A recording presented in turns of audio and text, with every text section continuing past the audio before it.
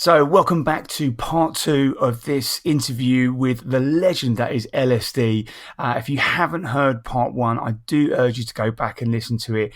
There is such a phenomenal, rich and entertaining story that Roy's got that goes way before how we know him from as the hardcore old school DJ from back in the rave days. So well worth getting that kind of deep history to get back into it. But it gives me great pleasure to welcome back again for part two, Ellis Dee. Welcome back. Thanks a lot, Jay. Hello to everyone listening, and thanks to everyone that gave me feedback from the first podcast. I've had some great feedback from it, Jay, and there was things that I'd even forgotten about myself that you managed to get out of me. So well done. Nice, mate. Well, let's hope we can do the same for 92. I know my memory is certainly sketchy at best for that, so we'll see how we muddle through for the next hour or so. So look, Yes. Before we get started, we started off part one with where you got the name Ellis Dee from, and I want to start off part two with where did the Captain come from? Right. Yes, the Captain. Well, what it was, back in those days, and I'm starting to get a few bookings and stuff like that. And you go to lots of different venues and you meet lots of different people, and everyone knows your name, because they've only got to remember one person, but you've got to try and remember hundreds, and if someone knows my name, I like to show them respect back and, quote their name as well. But to be quite honest, trying to remember all those names all the time just wouldn't work. So, I'd see someone, they'd be, oh, all right, Roy, or all right, Ellis, and I'm thinking, what's their name? So I'd be, oh, all right, Captain, and, kind of, so they got a bit of, they felt like they'd got the respect from me. And so 9 times out of 10, it was just because I couldn't remember people's name. And I just ended up calling everyone Captain. But then the kind of tables turned and people started calling me Captain. So that is where that originates from. But, people even still today, hi, Captain. And, I even have one saluting in front of me, and like someone, it happens all the time. People come up and in front of the decks and salute me and stuff like that, and I think, oh, here we go, it's the Captain again. Nice, because it was quite a thing back then that, people had a kind of like nickname, like Simon Baseline Smith. God, this is where my memory's going now. I bet people listening to the podcast going, I can't believe you can't remember this one and that one. But it was definitely a bit of a theme, wasn't it? Rude Boy Keith, and it was just, I guess it was just a bit of fun to give someone an extra name on top of theirs to showcase out. You could be right. Yeah, you could be right with that. But yeah, that's how that one came about, and it was funny because it's lasted for 30 years. Still the Captain after all these years. Yeah, and it's funny because you obviously had Everson and the whole Captain of the Ship thing. Yeah. But yeah, it's lasted 30 years, and I don't think it'll ever go away. I think they'll put it on my gravestone. There you go, mate. Name for life, that's for sure. Yeah. All right. So we in part one we got up to 91, or part of 91, and you'd established yourself with your own acid night and starting to build up a name for yourself. You'd met up with Rennie and the boys, and we'd covered how Rhythm Section got started. 91 was obviously, for many, myself included, was kind of the birth of hardcore. Yes, there was definitely some tunes in sort of 90 that were sort of leading up to that point, but breakbeats in tunes, which kind of formed the basis of the majority of hardcore tunes, was definitely 91. Yeah. So talk us about sort of the start of 91, how was that kind of looking for you? And, you're obviously quite famous for being able for introducing the breakbeats into that Rhythm Section sound. So when did you start noticing this becoming a thing and thinking, wow, this is really kicking off now? I can't really remember the kind of exact moments. I mean, I'd always liked that kind of that breakbeat sound. I'm trying to maybe pinpoint some kind of individual releases that I feel started it off. I guess Sharp and Dance were definitely very pivotal in Yes, the breakbeat sound, and they probably even go back as early as sort of 89, let alone 90. yeah. Thinking about it, you're right. That they were doing it back then, and like I said, I'd always liked the breakbeat sound. I mean, the first tune that we done under the name of Rhythm Section had an Amen loop in it. Nice. That was Check Out the Bass, and it was Amen heavily laden Amen tune. For those that don't know it, kind of a dubby bass line. There was a little bit of a raggedy vocal in there. So start straight from the off. That was our sound that we wanted to pioneer. Check out the bass. Yes, the bass. So what? So moving into the productions for Rhythm Section, where were you guys based? Where was the studio? I think I mentioned in the last podcast that a friend of mine had bought a flat from Richie T, MK13. He was based down in Forest Gate at the time. That's where my mate bought the flat from, and that was I actually went down there, had listened to what they was doing, and like I said, it was kind of genreless. They'd all done, or Richie and Rennie they'd done music before. Never, not sure if they've actually. I don't think they actually ever released anything, but they'd always been in bands and stuff like that. And but this kind of stuff that they was doing, it wasn't really going anywhere. They had no sampler, and that was just like a little setup in a front room. And I said, basically, guys, you need a sampler for the kind of stuff that certainly that I'm playing, and that's where Nick Newton came into it all, because they said, well, we've got a mate who's got a sampler, and then we got him in, and then all of a sudden the three of us became four. And how often were you guys getting together to write tunes? At first, we'd done a couple of bits, because Rennie had a setup in his flat in Roman Road in Bow, and I think actually at first I think it was Rennie and myself put together a couple of little bits. He had plenty of keyboards and drum machines and stuff like that, and I think it was called an MMT8 sequencer, which was just like a little box, had a little screen on it and a load of pads on the front, and you would just make up little sequences and then kind of paste them together.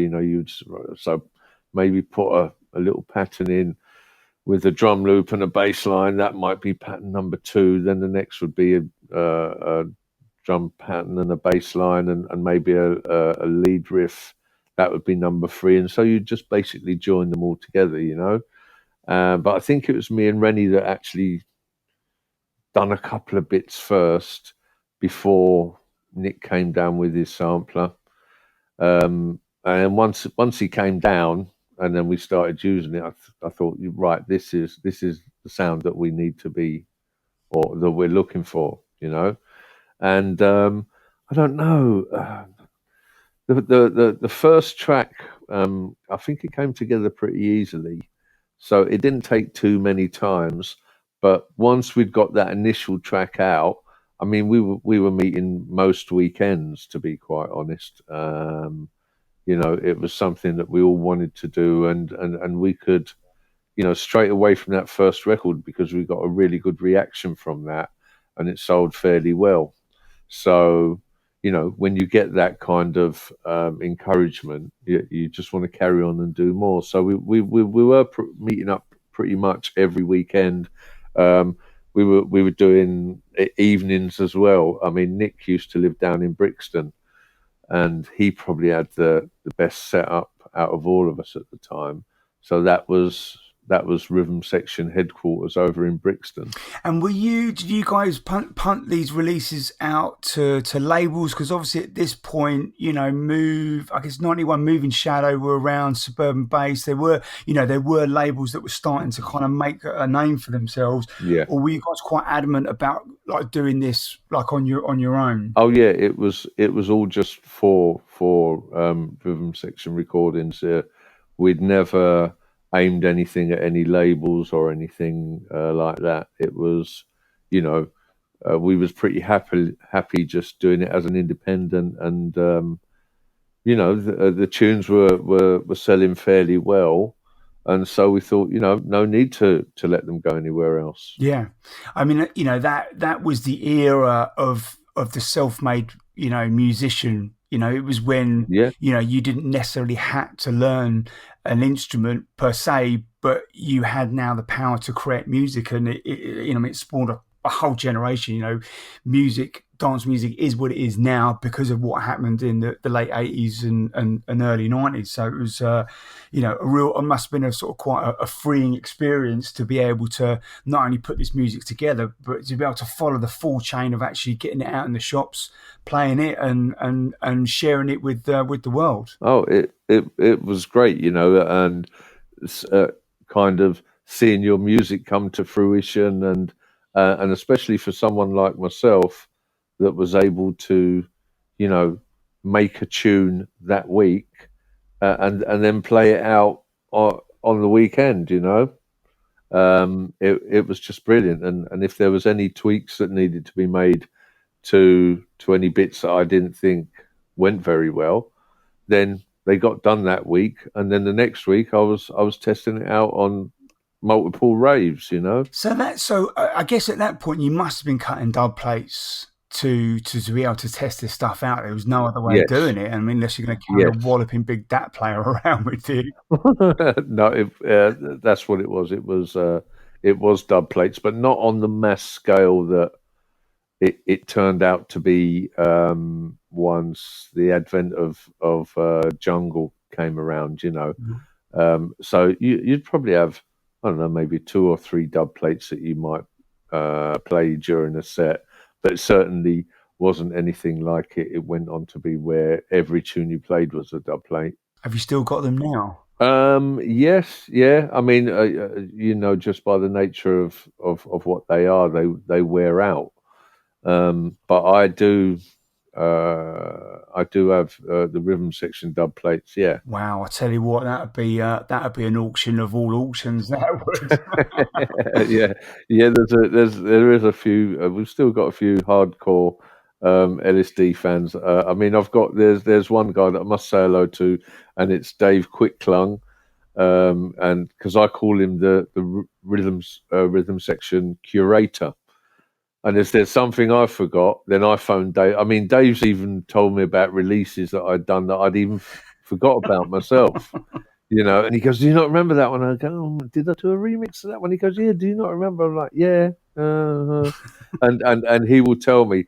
Dave's probably got either 1 or 2 of them, but I have the rest of them.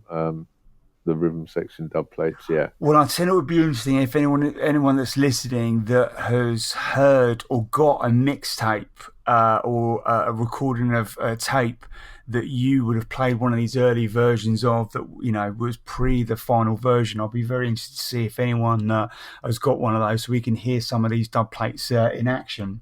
There is. I've certainly heard a couple of tapes from raves where it has definitely been an early version that I've played. So yeah, I know they're out there. Yeah. All right. So I'm going to switch gears a little bit for the DJing. So 91, it's picking up nicely with the gigs. Obviously, the Rhythm Section was formed. So musically, you're kind of inputting and help and building the scene basically. What's your kind of earliest memory in 91 of an event where you were like, wow, right, this is really going some, because obviously there's a lot of kind of clubs, smaller clubs that were week in week out, but there was also some of the bigger events as well. What's the sort of early memory that you recall from them? Probably one that stands out, and I hope I've got this right, but I would have thought, was it I think Perceptions started in '91. Right, okay. The big Perception raves. I'm sure they were '91. Um, I mean, they were kind of the kind of big. Oh, and Universe as Yeah, well. Universe, I'm sure, started in '91 or around that time. But they're the two big ones that really stand out for me, and the ones that I can remember, to be quite honest. Yeah. What you have to remember is, most of us guys were doing 4, 5 parties on a Friday, and then again on a Saturday. wow. That's how, and there was probably still more that we didn't get to as well. The phone around '91 did not stop ringing. I'd take a booking, my phone would be down for 5 minutes, and it would ring again, and then after that, it would ring again. That's how it was. It was just the phone did not stop ringing all day long, Jay. And this is all like UK sort of Scotland, Ireland, Wales kind of based events, or was this stuff that was there starting to kind of pick up with things abroad at this stage? Most of it was just in this country. A few Scotlands. Scotland has always been a bit, obviously a bit different. They do like it a bit more faster, a bit more four to the floor, a bit more kind of banging, that kind of sound. And I mean, I was actually born in Scotland, so it's a bit strange. Yeah, But I do remember one of the first times I played in Scotland, and it was a club called the Foo Bar. And where the DJ played was like a cage around it. And I remember saying to the guy, why they got a cage like that around the DJ? And he went, oh, that's in case they don't like you, mate. They'll be throwing stuff at you. And I thought, oh, no, Uh, I mean, I could tell that the stuff that they were listening to and that they were dancing to was not the kind of stuff that I played. So you're standing there and you're thinking, oh, how's this going to go? I'm in a club full of crazy Scottish ravers, and this will be interesting. I'd done all right, but you could tell it wasn't really their stuff. It is a totally different sound up Scotland. So I'd played up Scotland a few times, but I didn't play in Scotland lots. so that's an interesting point, because I'm thinking now, like, did you have a process for preparing for gigs? Like, did you have just the record bag and a few tunes got swapped around as new bits came in, or were you kind of hand selecting stuff? How did you approach playing at parties? I mean, I suppose if you're doing 4 or 5 gigs a night, it's pretty much one size fits all, unless you're going to carry around tons of records with you. Well, I mean, in those days, and I think it was fair to say for most, but you remember the kind of traditional record box. I think they held about 80 tunes, maybe. I think something like Yeah. that. The old kind of old black market kind of style record boxes. Remember those? Yeah, big metal things weighed a ton before you even got a record They in. were killer. But I certainly used to carry 2 of those. I think most DJs used to carry 2 of those at the time. For most of the gigs, I would say between, say Brighton and I mean, most of the gigs I played would have been between, Plymouth, something like that, and maybe Coventry, sometimes bordering on Manchester. But between that distance there, you could get away with playing mostly what you wanted or what I wanted to. When you go in places Yeah. further afield, kind of Stoke-on-Trent. Sorry, I think no, Stoke's a bit below that, isn't it? But Stoke-on-Trent was bordering on a bit more happier, piano bouncier style. So you'd probably have to select a few different bits for that. But then when you cross the border into Scotland, that was when you'd have to look for different tunes, really, because the set that I would have liked to have played would not be what they was expecting to hear, you know. So for most of the time, it would be the kind of same stuff that you would play, apart from when you was going up north. And what's the kind of sort of size of these parties on average that you were playing sort of throughout 91? It was well, yeah, 91 I suppose was the kind of start of the big raves. I mean, again, I'm terrible with dates, but I think, you know, you had like Weekend World, stuff like that. They were pretty big raves. What was the one that was by the site of the Great Train Robbery? It had a big face on the flyer. I can't remember, and they done a couple of those. I can just hear people screaming at their iPhones now, going, "It's this, it's this." I can picture the flyer. Yeah, you know, they were just, that was kind of the start of the big raves then, you know, and but also there was just tons of little parties everywhere, you know. You would. It was just a mixture of both, Jay. You know, and in the same night, you know, I could have just come from, Yeah. you know, playing to 10, 12,000 people, going to a club where I'm playing to 300, 400. So it really was a mixed bag. I remember one time, and I've got a feeling this was around 92. Because you know how it works on a New Year's Eve. You know, you want to start off somewhere, you want to do 10 to 11 there, you want to allow yourself an hour's travelling time, you do 12 to 1, then allow yourself another hour's travelling time, do 1 till 2. So, you know, so you between each set, you don't want any more than an hour's travelling time, or else you missed out on, you know, playing at another party. I remember Yeah. counting up. It was a New Year's Eve, and we counted up kind of how many people probably played to, you know, during that night, and I think it come to about 180,000. Yeah, I mean, yeah, that's. you know. I mean, when you talk about, you know, like the kind of Fantasias and what have you, you know, I can't, I don't know how many were at the sort of 91, 92, but 92, 93, I think it was quoted as like 18,000. And that's just like a mind bending number, you know, for the kind of era and what was going on and how underground it was. But to think that you played to that many, I mean, I suppose New Year's Eve, you know, you could do do a quarter of that in just, you know, one rain dance, one Fantasia, and that's it. You've probably done like 30, 40, 50,000 people. You know, it really was crazy. It might have been a little bit less than that, but it was definitely over 100,000. You know, definitely. So these must have been quite well orchestrated plans. So I suppose if you got X amount of gigs for that night, you know, you almost kind of studying a map on the wall and going, right, okay, I'll go from there to there, there to there. That's exactly how it was. Yeah. That's bomb. And were you doing everything yourself? Like, kind of, do you have a driver that was helping out, or were you just kind of a one man show, just cracking on with it? No, I had my I used to call him my butler. And everyone used to think he was my brother, and I used to call him Commander Bond. Shout going out to Commander Bond, Andy, if you're listening.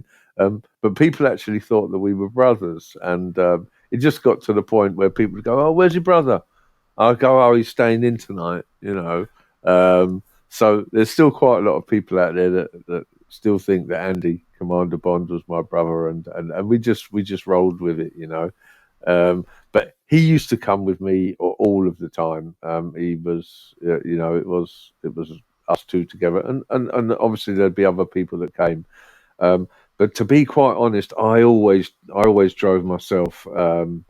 It's, you know, some of the mileages that we covered during the night was crazy, and I'd, you know, previous to the DJing, I'd actually done driving jobs and stuff like that, and I think I'm a pretty good driver, you know. So it's like, you know, if anyone's going to kill me, it's going to be me. And I'm not going to let someone else do that, you know. And touch wood, we never had an accident in all the years that we were going. And you know, sometimes we had to drive at breakneck speeds to get from one venue to another.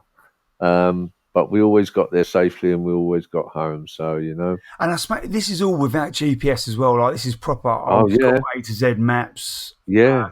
And, you know, trying to find these places, you know, some of them, you know, weren't exactly, you know, on the beaten track. They were well off it. So I should imagine that was quite well, I suppose you just follow the sound really when you get in the right area. That's how it was. Or normally they had a spotlight, you know, and you'd follow that kind of, you know, like the kind of old light that's shining up into the stars. You'd have that quite a lot of the time, and you'd head for that. But yeah, that's what it was. It was old maps and stuff like that. So Commander Bond would be sitting in the passenger seat.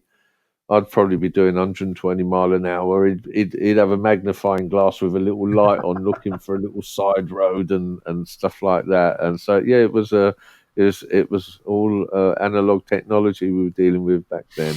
Because there must have been, you know, again, I'm just kind of thinking back to when me and my mate went down to Fantasia 92, 93, and the queues were just like insane, especially New Year's Eve. Obviously, everyone wants to be in there on it, you know, well before midnight. Yeah. And I do remember, actually, funny enough, I remember thinking, how are the DJs getting in? Like, DJs no way can't be queuing for like 2 hours to get in there. How did you must have had some kind of pretty hairy moments trying to get to to these massive places with phenomenal queues leading it to them. Do you know what? We never really. It is kind of funny you mentioned that. We never actually got stuck anywhere like that.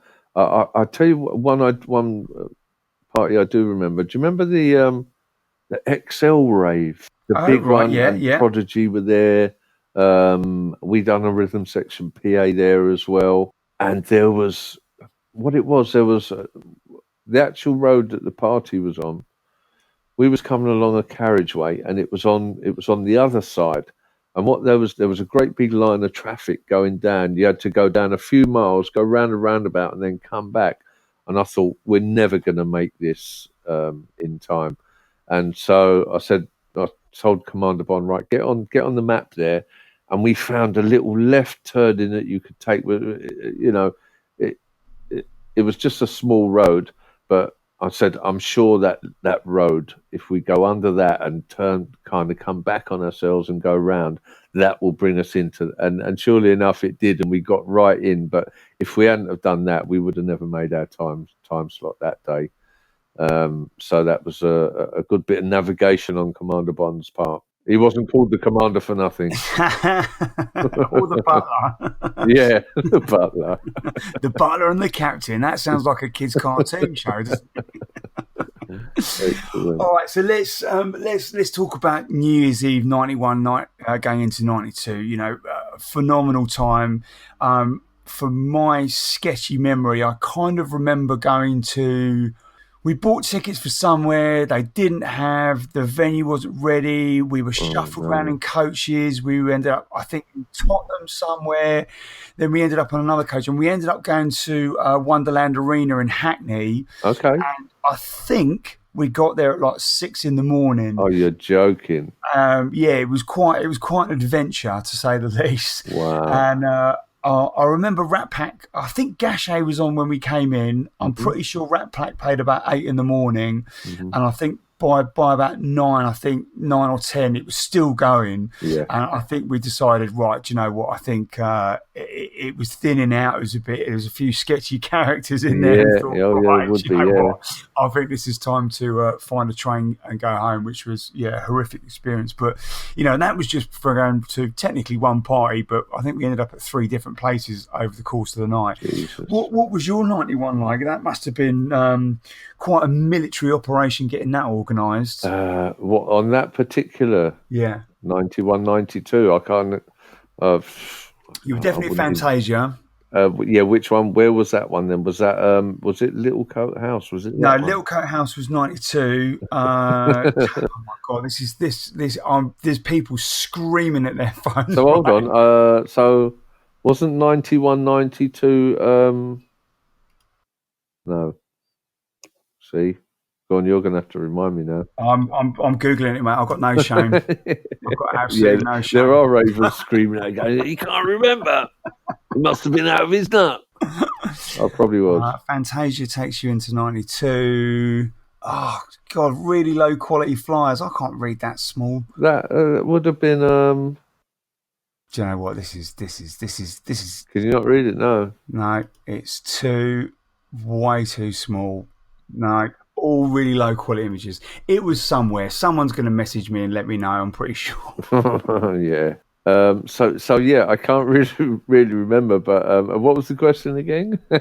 So, do you remember like how 91 into 92 how that whole night went? Because you must have been legging it around the country like nobody's business. Do you know what? And I think it might have been then. But yeah, I mean, all of the DJs, everyone would have done about 6 or 7 gigs that night, depending on how early you started and wherever it was, But I do remember, what was the ones that they used to do in Wembley? Oh, that was World Dance. They used to do. No, there was something else.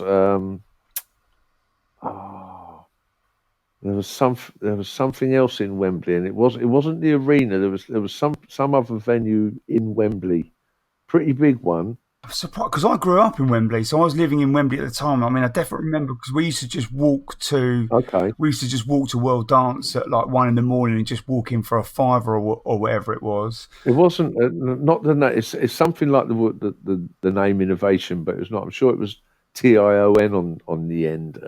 What was it? And it was like a dome of a curved roof. Like a kind of like an aircraft hangar that's kind of like in a dome. Oh right, yeah. It was like that. What was it? Not was it Elevation? Elevation was at Roller Express. Right. Okay. Oh well, whatever it was then. Well, I mean, they might have done a different venue New Year's Eve. I mean, I know we did.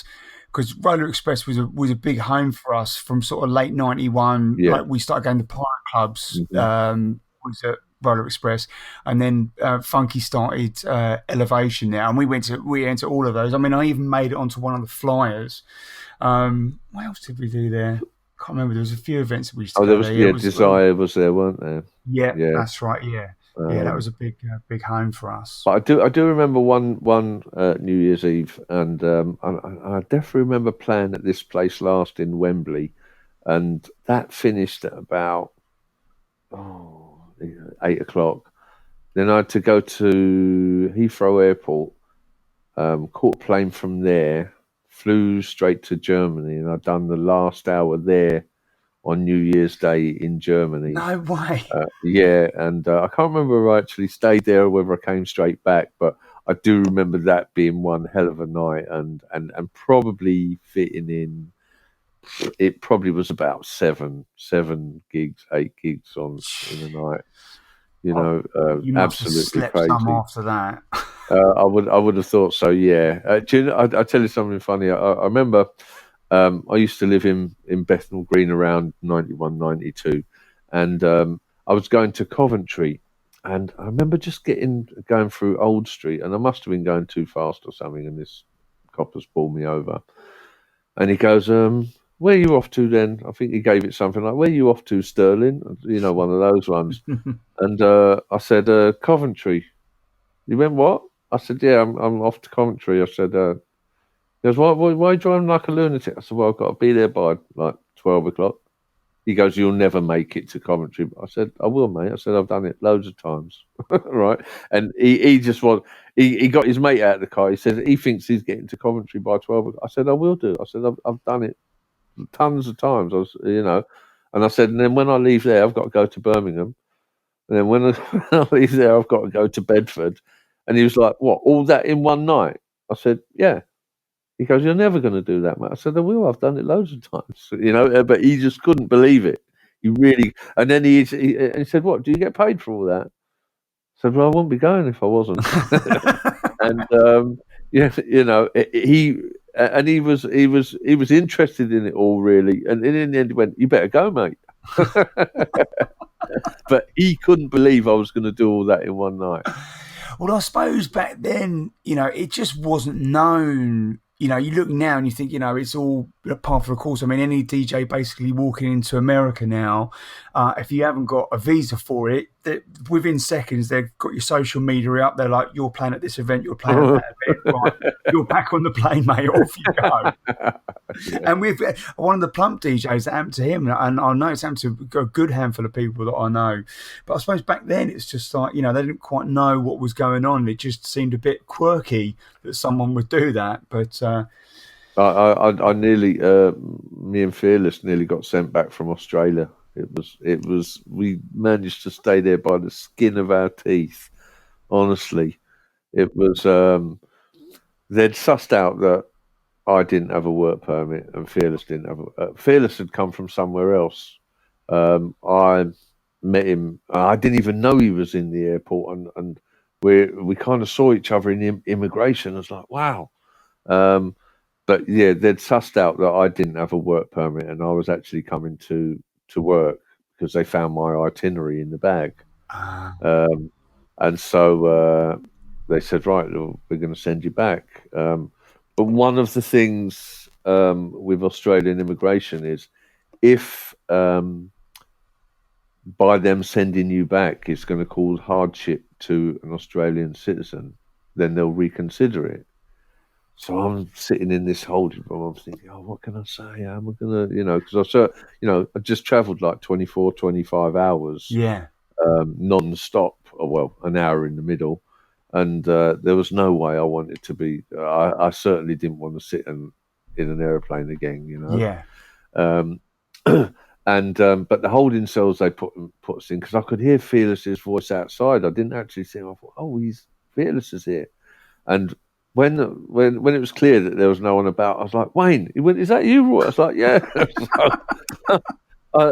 So we started chatting. I thought, I hope there's no one there. I said, right, listen, what we're going to say is that, this guy's put on this rave, and, if because we was due to get there on the Wednesday before the weekend that we was playing. So I said, what we've got to say is, if we get turned back, everyone's going to find out about it, because GQ, I think, had been sent back a couple of months before that. He tried to get in, and they sussed him out as well. He didn't have a work permit, and I'm sure they sent him back. And the promoter had a bit of problems, as far as capacity crowd was concerned. And so I said, so that they took me back in the room, and I said, look, this guy's putting on a big party. You spent lots of money. If people hear, and they will, if you send me back, then, probably lots of people are not going to turn up, and it's going to cause him quite a lot of hardship and, financial ruin kind of thing. So he said, oh, let me have a think about it. And he said, yeah, but you'd still be working and you're not allowed to work. So I think, oh, no, what am I going to say now? So I said, right, well, I'll tell you what then. How about this? I said, how about if I don't play, but we get someone else to play my records, because that's what they really want to hear, right? So he said, Smart. And I thought, he's thinking about this one, right? And so he went away and he come back. He went, okay then. He goes, right, we're going to let you in. He goes, but you mustn't play. I said, I promise. I promise I won't play, right? So Fingers he crossed. goes, because we will. He goes, we could send someone down there to have a look, I said, no, I totally understand. I won't play. Anyway, we got to the venue. Fearless got on the mic, and the first thing he said was, immigration check, 1 2 1 2. Right? No one came up, so that was it. We just carried on, and that was it. And no one ever turned up. Yeah, the things you got to do to get out of situations. Oh, I know it was. But could you imagine that being sent back from Australia after doing 24 hours on a plane. I mean, I've flown to New Zealand probably 15 times, so I know the pain Yeah. of that journey, Oh, it's a killer. And I remember doing it as well when they didn't even have TV screens and you didn't have iPads or anything like that. Keeping yourself entertained for 24 hours, getting yourself drunk, falling asleep, and then waking up with a hangover. And you're still on the plane. That's not a pretty time. You think you've been asleep for about 8 hours and you realise it's only been about 45 minutes. It's horrible. Yeah. Horrible. Yeah. As I'm sure a lot of people will realise that have been there. It's not the one, is it? It's not. Right. I've got to sound pretty excited now because we're moving on to 1992, which is my golden year. I mean, 91 to 94 is big, but 92, that takes the crown. That for me, when I was out practically every weekend, we did the Kissing Ibiza thing, the week-long thing. We immersed ourselves in this like full belt and braces. What are you kind of? I don't know if this might be a bit of an ask, but what are your kind of sort of thoughts in regards to coming into 92 in the scene in general? Or is it just one of like shit? This scene is really picking up, it's really going well. Is there like the music's getting a bit too fast, or is there any sort of kind of what's your sort of general thoughts and feelings as you're going into 92? No, 92 was it was good. I enjoyed 92. It definitely come out from the underground, and by then, it was fully out in the open. It was like the whole world went mad. It's a shame because, not many people carried cameras around with them like we have today on the phones, and there's just tons of great pictures that everyone missed, really. If we'd have had camera phones back in 92, we would all have some great pictures to show, but there was just and some pretty messy ones. Probably more messy ones than not, but that was just a special time. Like you said, you just fully immersed yourself into it, and it was like the whole country did, and there's some great times that will hold special memories for our generation, that probably I'm not sure they could be rivaled, to be quite honest. I mean, I know it's all relative, and every generation's, you had the 60s and we had it in the 60s. Well, I think we blew the 60s out of the water, 50 times with the 92 business, but no, 92 was good. 92 is very good. Because it's interesting you say about it going like kind of more overground. This was kind of sort of the big name, the big stage for like kind of sort of Fantasia, Obsession, Perception, Dreamscape has started, Elevation, and you still had kind of sort of clubs like the Edge in Coventry, Stearns down in Worthing. It was you were sport for choice. I mean, I remember going into the record shop, and it's funny. You picked up the flyers. I never thought, I'm going to pick these up just because I want to keep. I wanted to keep them because obviously there was that whole thing of putting them up on your wall. But it was like, oh God, there's so many things going on. There's tons. Yeah. I mean, look, I'd like to talk a little bit about like some of your thoughts and memories from Stearns, just because it's a special place for me, because that was the first rave I went to. I mean, I did like kind of sort of legal beach parties and stuff in 91, but I think it was September, October 91 was when we had like an old holiday home caravan thing down in Hailing Island, and my mates were like, I went down there. We used to go down there every weekend religiously from March to October, and my mates down, I've made some good friends down there, and still to this day. And they're like, right, we're going to go to this club. So, oh yeah, I've been to a club before. I'm staying over your house. I think I was 15 or 16. And so was you going down with the parents? Was you going down with your parents then? Yeah, so we would all drive. Like my mum and dad would come and pick me up me and my sister from school, like 3 with Okay. the cats in the back of the car and everything, Yeah. and we'd just drive down there. It was literally a second home. Yeah. So my parents loved the kind of outdoor sea life, and Dad was a big fisherman. Mum loved the sun. I mean, not that there was much sun down there in March, but I think they just loved getting away from London, and Yeah. Nice. it was a great time down there because I'd made loads of friends down there, and it was a second group of friends. Yeah. And I just remember Stearns it was such a game changer because I'd been listening to loads of pirate radio and tapes and stuff, but I'd never experienced it Yeah. as music is intended to be experienced, Yeah. which is in, big loud volume in that environment. And I got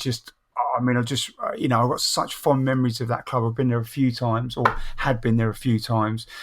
So I'd be interested to hear your thoughts. I mean, actually, did you start playing there in '91, or was it more later on that you were going down? No, I think I was there in '91. But before I go on, I can just imagine you walking back into the caravan at 6, 7 o'clock in the morning. Do you know what? I used to stay at my mate's house because all my mates down there all had Oh, houses. that one. So and their parents were very very understanding. So we'd come back at because the whole thing about Stearns was that there was the car park rave that went on for, I mean, God, I'm sure people were there easily till midday, well into the afternoon.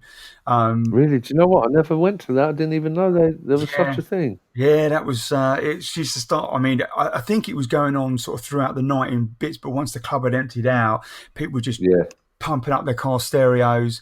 I mean, the first night, actually, I remember we'd driven back and I fell asleep in the car, and I woke up in the car at 2 o'clock in the afternoon, totally freaked out. I was like, where the fuck am I? I was like, oh, right, I'm at John's house. Okay, right, I need to get inside. Like, I literally feel like, Gandhi's flip-floppers and mouth. I was like, I need some water. Spent the whole night drinking water, and I've never been so thirsty in my life. Yeah. I mean, do you know what? I'm pretty sure I do even remember seeing you on flyers in there. So it must have been '91 that you were in there. I'd say '91. Yeah. Yeah. Did you play all the different areas in there, or was it mainly like the underground?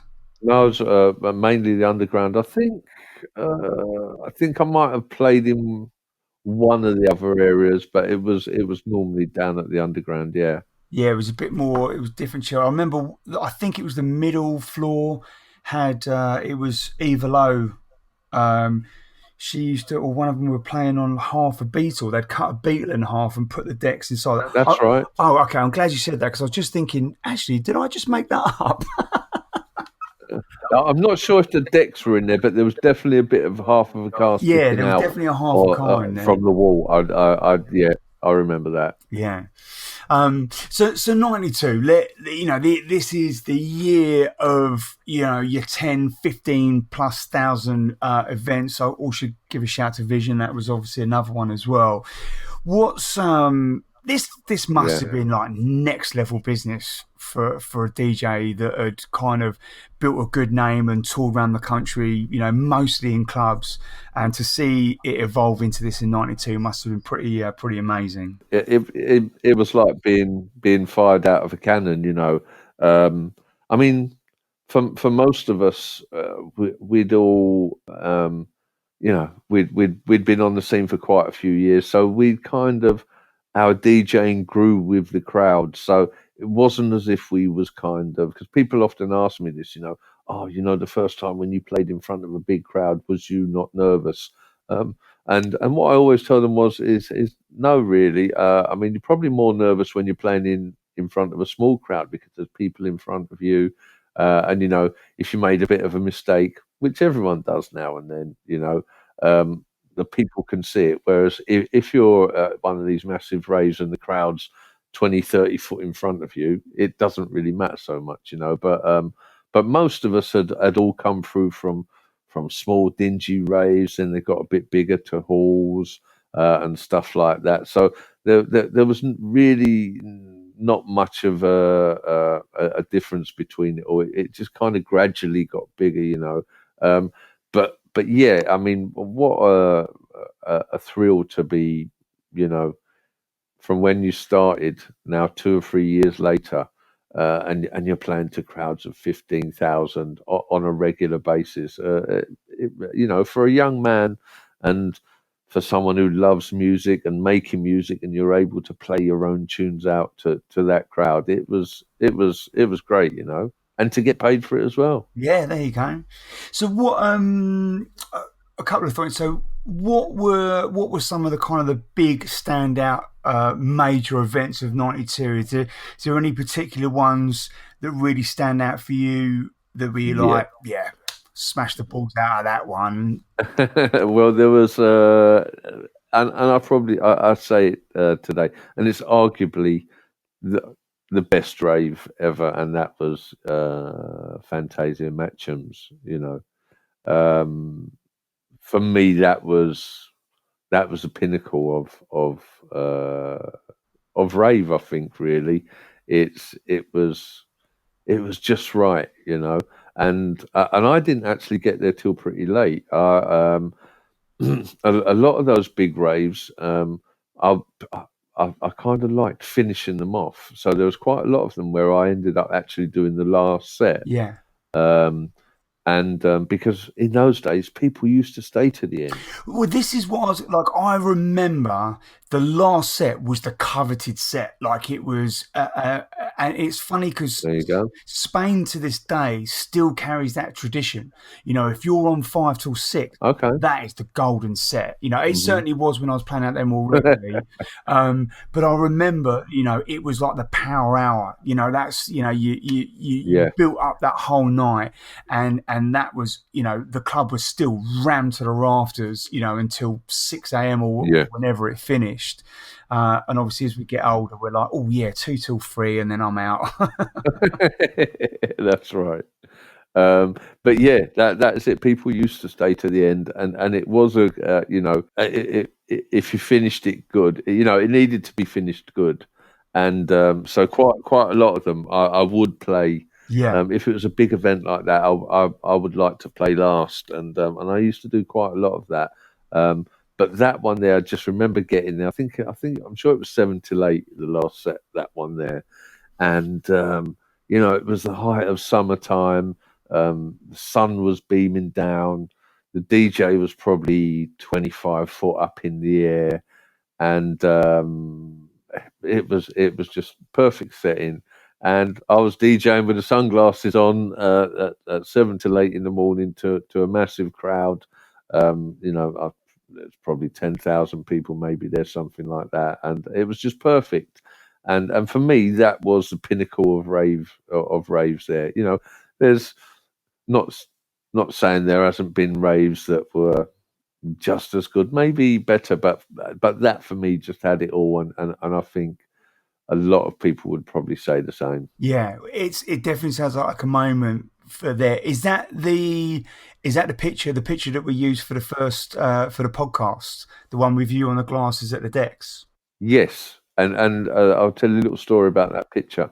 Remember, this is pre phone camera and stuff like that. You know, this is 92 we're talking, and I'd kind of forgotten that picture had been taken. It was actually Food Junkie that took that picture. Oh, really? And it was just taken off. Yeah, it was taken off. You know, one of those little disposable Kodak cameras. Yes. That was taken off of one of those, right? And I didn't get that picture till about 7 years after it was taken. Food Junkie used to live with my agent at the time, who was Tracy, Kenny Ken's ex-missus. She was my agent at the time. But Food Junkie used to live with them as well. And one day I went round to see Tracy, and she went, "Oh, I've got a good picture of you." And I went, "Oh, right, okay." And she dug it out, and I was like, "Wow, I've got to have that." And she said, "Yeah, of course you can have it." And she gave it to me. But yeah, I didn't get that until about 7 or 8 years after it was taken, and all from a little, you know, shitty disposable Kodak camera. I mean, it's funny. We were saying earlier about, you know, people didn't have that technology and what would have been like capturing it, but I actually think there's something quite special about it, people not having that technology there, because, you know, it makes pictures like that, so unique and so special because, we're all just relying mostly on our memories. And, some of the bigger events, did used to record it, but, it's all on VHS. And if you wanted to take a still picture from that, it's all a bit kind of shitty and grainy. Yeah. When me and my mates all went to Kiss in Ibiza, and it was September, it was after the closing parties, and it was Colin Faver, Colin Dale, Rob the Marathon Man Blake, and Steve Jackson, and they'd gone around all these clubs, and me and my mates, we all bought a disposable camera each, and I actually bought two. Okay. And I've actually got the pictures of those. We took them all, and I look back at them. I mean, actually, I'm still probably in two minds as to whether to make them public or not, because it was the middle of the night. It was in the club. It was, I'll leave the rest to your imagination. Yeah. So, but it was, I'd lost. Ironically, I'd left the camera. We'd gone to this we went to Cafe Del Mar after one of the nights, and we had breakfast and whatever, and we all just got up and left, and I'd left the bloody camera there. So still to this day, I think about what pictures would have been on there and what moments would have been captured, because unfortunately I'm left to rely on my own memory, which is pretty shoddy at the best of times, to be honest. Wow. It is a bit strange. I mean, you see lots of people now posting the old VHS videos from raves and stuff like that, and the quality is terrible. I mean, even some of the video shots that you've seen from the moon landing look better than some of these videos that are being bandied about now. And it's a shame because.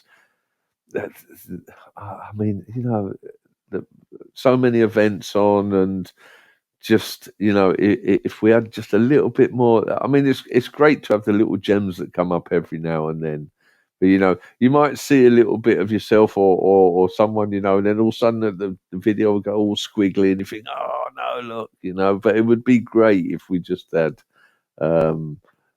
Quite a lot of that footage. I don't know. Did we speak about the rave at the cave? We did. We did last time. We actually had. Did we talk about the? Because when the police raided it, they actually have to give you a copy of any evidence they had, and so they came in with the video cameras. So I had the full. I had the full video of the actual police raid when they came in from when they kicked the doors in to them, stopping people, panning onto the floor where everyone had thrown everything that they had, and just everything about the police raid. And so I had that on a VHS. And no, what happened was I was going out one night, and I was showing it to a friend. This is when I lived in Bethnal Green. Was showing it to a friend on the video, and came back in the morning, but someone had broken into my house, and all they took was the video recorder, and the tape was in it. So I wasn't worried about the video recorder going missing, but that was all they took. Nothing else. I mean, I'm sure I would have had decks there. Didn't touch them. Just took the video recorder. And so that was lost. But I've seen little snippets of it on. There are little snippets of it on YouTube, on compilations of acid house videos.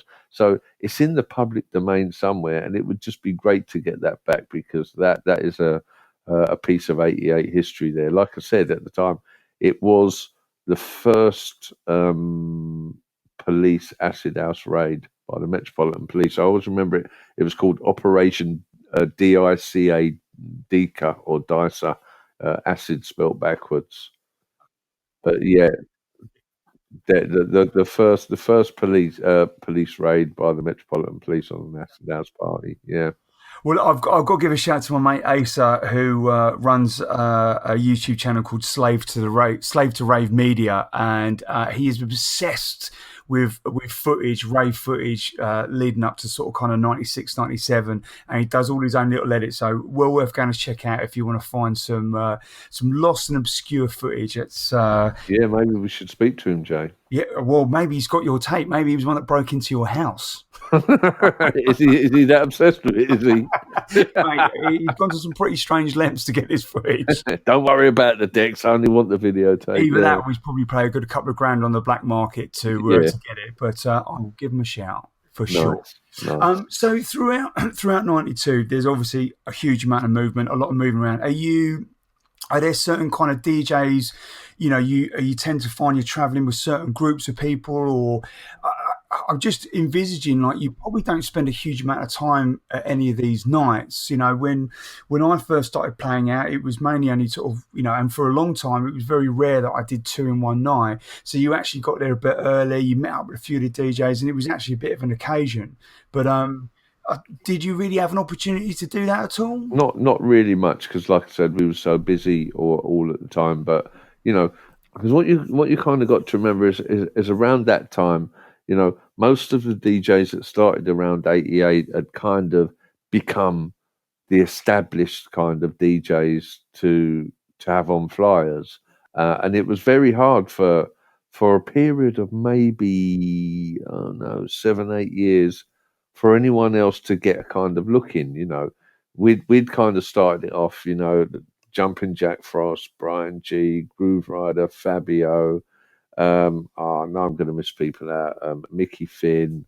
So there was a kind of hub of DJs, and it was like we were all on the same flyers, but we would regularly, I remember once one morning stopping at one of the service stations along the M1.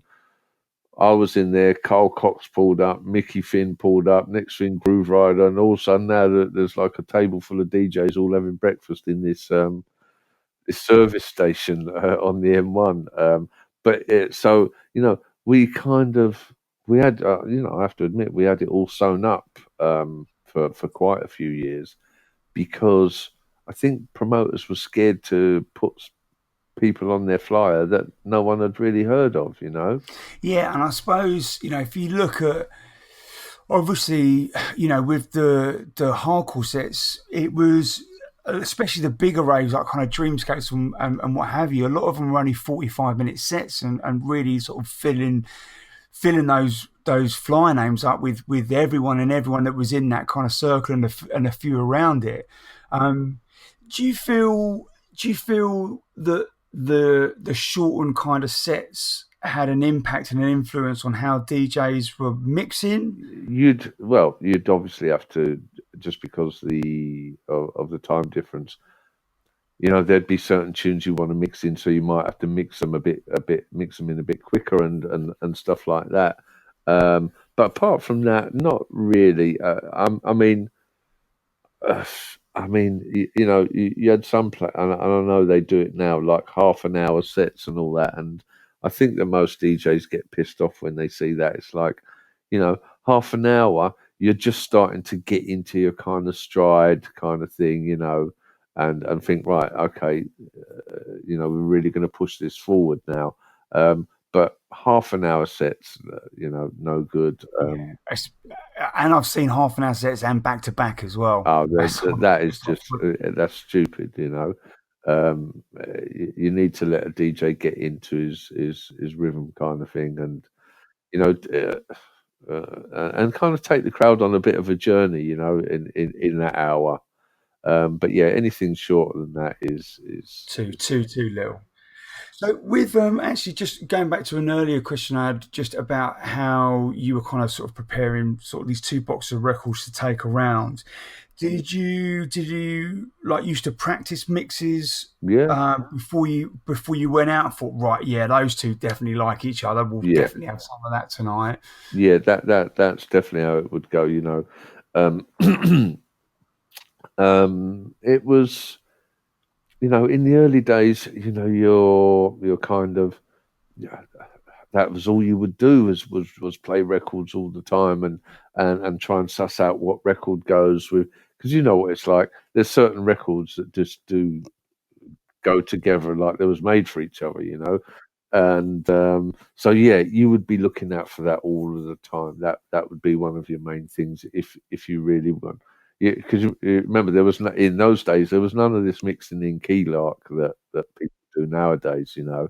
So it was just trial and error to what track would work well with what. You would kind of know, because you'd know, like, that, say, something like Humanoid would go well with Uchi Coochie or something like that. You would kind of get a feeling that you know, just for basically what it's like, and match it with something else, try them, and 9 times out of 10 they would go. Sometimes they wouldn't, and then you'd find something else that you'd have to mix with it, you know.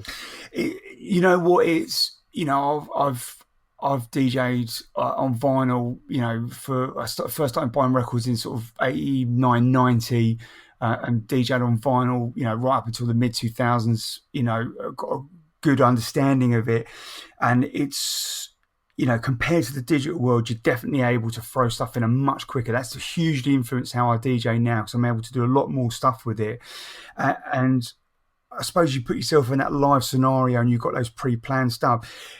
Where I want to lead this to is you must have found, you know, when you go to a club now, there are certain setups that are just, you know, they just do what they do. But back in the day with turntables, and still to this day with turntables, they're obviously far more susceptible to vibration, and the needle shit, and the weight on there. Have I bought a 5p and a bit of chewing gum to be able to stick a little bit of weight on there? I mean, how did you kind of sort of generally find, you know, going in? Did you have to kind of rebalance turntables, or you just basically just crack on with it and out you go? I have to say, most of the places were pretty good, really. You'd have the odd kind of ramshackle place where, you know, because what you've got to remember is, in those days, promoters were just coming out of the woodwork. Like, everyone was a promoter all of a sudden, you know, and you'd have someone putting on a party, and you know, you'd turn up. They might have one Technics and then something else on the other side, and like, mate, what's going on here? You know, kind of thing. It didn't happen too often. But there was a couple of incidents like that, and you know, monitors that were nowhere near where the DJ is, I remember playing in Spain once, and even the main speakers were so far away from you that it was almost impossible to mix. I mean, luckily, it had a kind of Q mix on the headphones that you could use. So I managed to overcome it. But there was stuff like that, you know, no monitor speaker in some places, which, you know, can be a right pain. Some people kind of can get round it, and the more technical people will suss out how to do it, but it's still a pain to try and mix like that, as you would well know, you know. Yeah. I mean, actually, my first experience of that was when I'd done like a mini tour of Chicago, and I think it was my second gig abroad, Mm-hmm. and we went up to this room, and there was no monitors. Mm-hmm. The nearest speaker was probably 14 meters away from me, Okay. and it was facing the other way. And I said, Oh, "So, nice. where's the monitors?" He said, "What are they?" I said, "The speakers." I can hear what's going on. He said, "Oh, the speakers are over there." I said, "Yeah, I can see that." Yeah, I said, "Where's the one for me?" I was like, and I tried, and actually, it turned out like the room. I was over there with Robert Owens. Funny enough, he was. Okay. It was the first time he'd gone back to Chicago in like 10 years or something, and him and Derek Carter and a few guys were playing downstairs in the main room in the house room, and I was playing in the breakbeat room, and there literally wasn't a single person in there. And I tried to mix, and I said to the guy after about 15 minutes, I said, "Look, in all honesty, mate, we probably should just shut this room down, because the main room's going off." And it's a bit of a pain. So yeah, they must have had some fun old times. I think, imagine turning up and there being a sound lab there or something that wasn't a trusted Technics would have been pretty horrible. Like I said, it didn't happen loads of times, but there and I can't really remember anything too specific, but luckily it didn't happen quite a lot, you know. But like I said, promoters were just coming out of the woodwork. People, everyone was a promoter, and sometimes they didn't really know what was needed. But on the whole, not too many nightmares. Yeah, nice. All right, so I want to take a little step up to 93. Now, obviously, this is in the sort of era of hardcore music. This is quite a landmark because this is the birth of jungle. So hardcore was traditionally some more sort of underground stuff, a lot of piano-y stuff. Then, well, me and my mates used to call it haunted hardcore. I don't think anyone else did, so you probably won't know what No, I I'm don't think talking they did. No. about. But it was stuff that kind of Ratty and Tango were playing, so it was All quite right. eerie. Like, Yeah. there was no pianos in it. It was quite tough, quite almost kind of early, like kind of jungle techno kind of sound. Yeah. And that was quite well, I felt from my experience it was fairly niche compared to hardcore. And then obviously the evolution of jungle really took its roots in 93. There, people will always argue, and I'm not here to do that, that there were definitely tunes earlier than that that set some sort of foundation. But for me, 93 was when jungle started becoming a thing. I'm just interested to know, what was your kind of mindset, and how did you kind of receive, this change in the scene and this kind of new styles that were coming into it? I was kind of still stuck in the 92 style. I liked that. It was a good sound. Um, kind of the places that you would hear most of that kind of stuff would be clubs like Quest, the Q Club, and stuff like that. Further up north, and they definitely, kind of pioneered it and owned that sound. And I think it took a little while to kind of filter down, sorry, down south. It was good, but like I said, I was still stuck in that kind of 92 style. I liked that. That was for me, and I think that it wasn't until a few years after that quite a lot of people, including myself, you know, looked back on those tunes and thought, actually, do you know what? Probably quite a lot of us didn't realise how good those tunes were at the time. There was people that did, and well done to them for spotting it at the time. But yeah, it took a little while to filter down south, I think, and myself included. So how, like, now we move on to 93, how do you find other parties, have they changed? How is 93 for you different to 92? I didn't really. I mean, I'm trying to remember. Like I said before, I'm terrible with dates and everything, but I'm kind of, at that point, I wasn't really into anything that was too dark. Still locked into that 92 sound.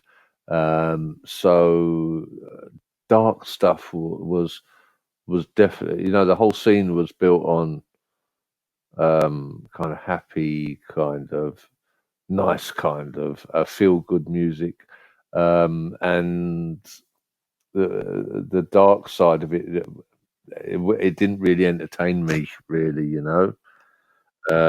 So yeah, it's and just a little bit later on after that, moving forward, and when kind of jungle kind of first came in, it wasn't like the rolling kind of stuff, kind of reggae stuff. It was all a bit too dark, and people, I think, were trying to get, people started cutting breaks up to the extreme, and I think it was more about people trying to show off their skills than actually trying to produce records that people could dance to, and I didn't like it. I really didn't like it. But on the flip side of that, kind of hardcore was turning into happy hardcore, and that was not a sound that I liked either. And I remember being in a bit of a dilemma because it just seemed like that anything I pulled out of the bag, whether it was one or the other, kind of hardcore or jungle, I just wasn't really liking. And to be quite honest, there was a stage where I thought I need to give this up. I'm certainly not interested in playing music that I don't like, and I really wasn't liking what I was playing, to be quite honest. At what time would have this been? Sort of like 93 or 94? Yeah, it would have been late '93, going into '94. Because I mean, musically, I missed out on the whole of '93 because my family all moved to New Zealand. So pretty much on the 2nd of January, I spent the whole of '93 in New Zealand. But I've taken great pride in kind of reviving or filling in that gap with mixtapes and tunes and stuff. And there was definitely still a hardcore, that traditional hardcore sound. It definitely got faster. There was definitely more kind of darker elements to it, but there was definitely still that kind of that hardcore vibe going on, in conjunction with jungle starting to find its feet. And it seemed that at '94, when you had kind of labels like Just Another Label, Night Force, that were really taking that kind of happy sound and still very heavy breakbeat. Definitely a few tunes slipping in with kind of 4/4 stuff. Obviously, Seduction's Impact Records as well. And like you, I'm very similar to. We were going out a lot in '94. Sanctuary again was a main staple for us. But come '95, when it started turning into happy hardcore and the 4/4 became more dominant, it definitely got a bit faster, and I'd kind of lost it. That music just didn't excite me at that point. So '94 still was a really good year for me. '95 was kind of a mixed bag, and then certainly from '96 onwards, I was kind of out of that scene. Yeah. Then.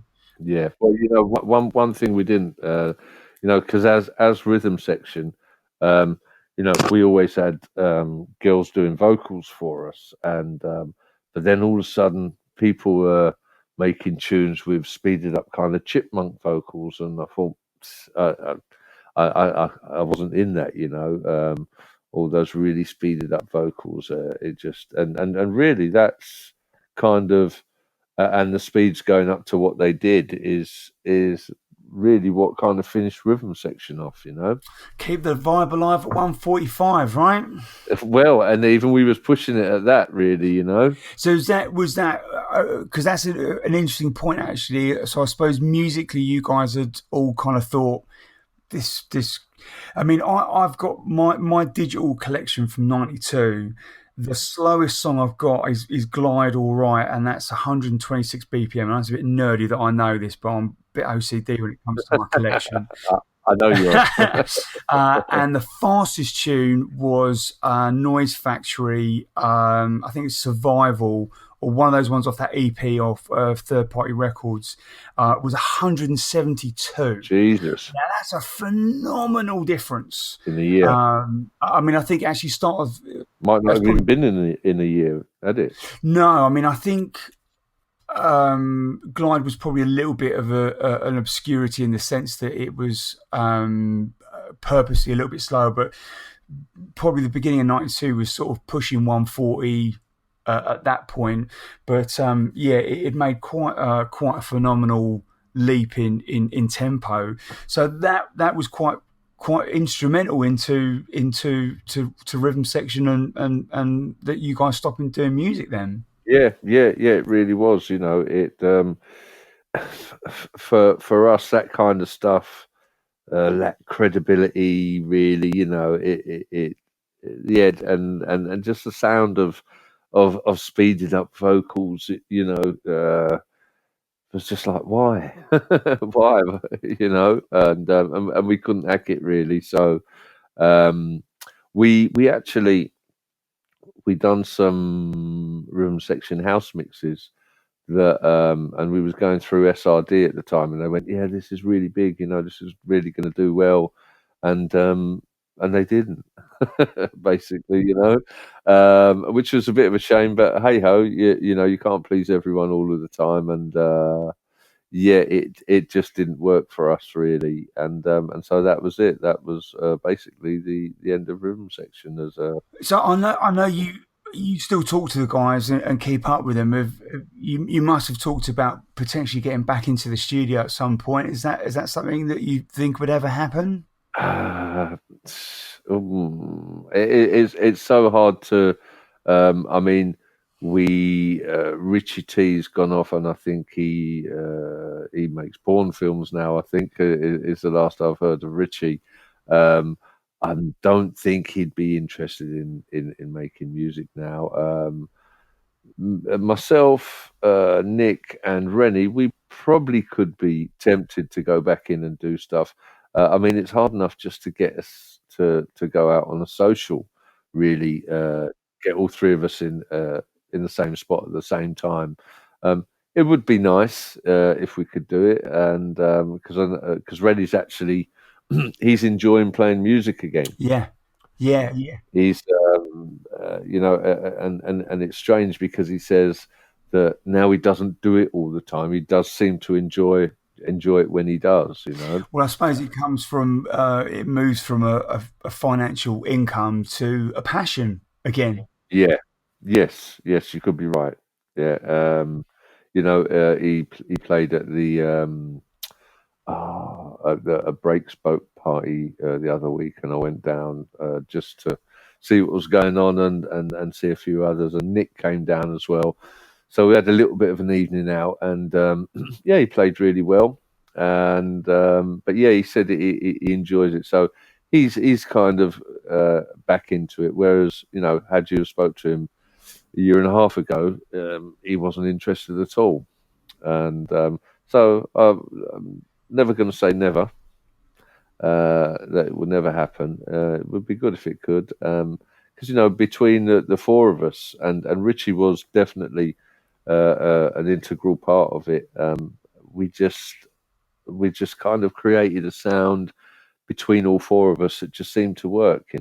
Well, they will live on for many many years. That's for sure. You guys left a phenomenal legacy behind in those tunes. So if you didn't make any new ones, Thank you. no problem there. I'm sure. That's fine. But it's good because we've got YouTube there, and I often look back at some of the comments that are made there, and there are some great comments there, and it's really nice to see, and yeah, just good to see. Yeah, nice.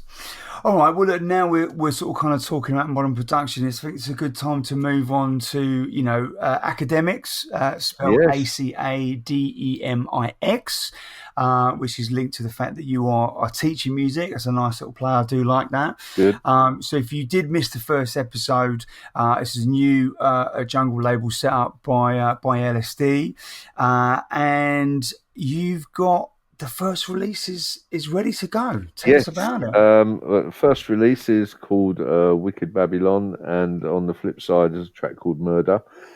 It's predominantly kind of jungle, kind of reggae infused kind of label. A bit kind of like the Jungle Cakes kind of stuff. Um, you know, my first kind of music I got into was reggae music, and so I've got that history there. And we touched on. Did we touch on Collusion Records last time we spoke? I think around '94, probably the first Collusion record came out. So we had that running for a few years, and Fearless recorded on it. Um, and yeah, we had quite a few releases between myself and Swanee. A different style again between what I would play and what Swanee would play.